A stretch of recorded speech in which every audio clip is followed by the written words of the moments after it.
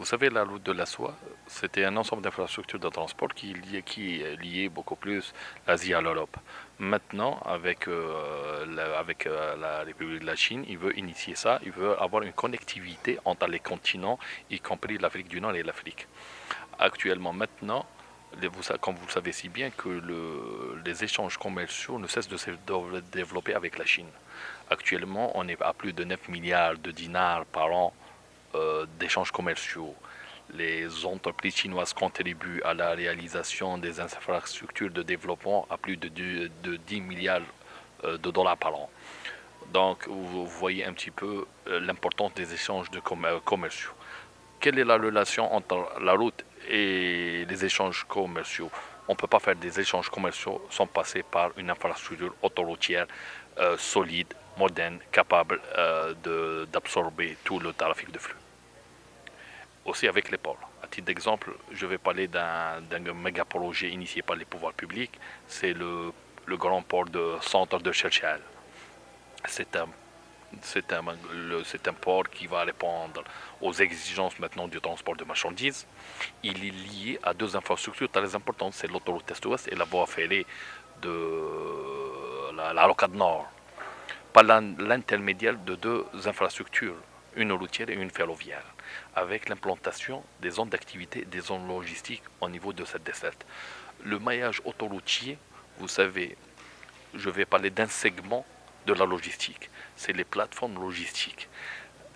Le choix des plateformes logistiques passe essentiellement par l'accessibilité. Quand on parle d'accessibilité, c'est le réseau autoroutier, le réseau ferroviaire, le réseau maritime, tout ça. Donc c'est ça l'accessibilité. Maintenant, actuellement, le réseau, ce qu'on a, je vais vous donner des chiffres. Actuellement, on a plus de 5700 km d'axes autoroutiers rapides voie express. À l'horizon 2022, on aura plus de 7500 km. La route maintenant, elle existe en Algérie. Au fond phare de l'Algérie, on trouve une route. Donc l'accessibilité, elle est là. Le maillage du réseau routier autoroutier, il existe et il va se développer encore plus. La réalisation, les axes les plus importants, on a la N3, à titre d'exemple. C'est de Skikted jusqu'à Dana Janet sur plus de 2000 km. On a la N6 entre Sik et à Darar, à la frontière, c'est plus de 2200 km. On a la transsaharienne, c'est la NN1, plus de 2400 km avec un axe rapide.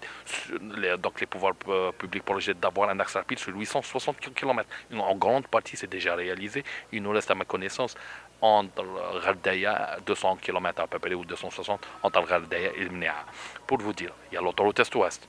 Et maintenant, actuellement, on a lancé les travaux pour relier l'autoroute Est-Ouest avec les ports importants, à titre d'exemple Jinjin, Béjaïa, Skida, Oran, Mostaganem, Ghazawat. La rocade des hauts plateaux où les études sont achevées, il y aura aussi un réseau autoroutier qui va relier l'autoroute à la rocade des hauts plateaux pour développer toute cette zone, c'est les hauts plateaux. Donc le réseau autoroutier joue un rôle primordial pour les échanges commerciaux et la logistique en Algérie. Merci beaucoup.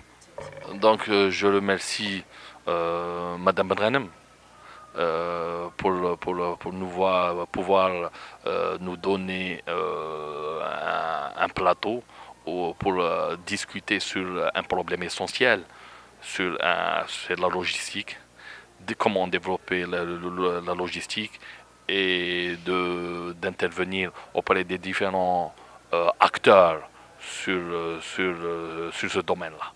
Donc je la remercie et je dirais, Inch'Allah, on sera là en 2019. Merci beaucoup.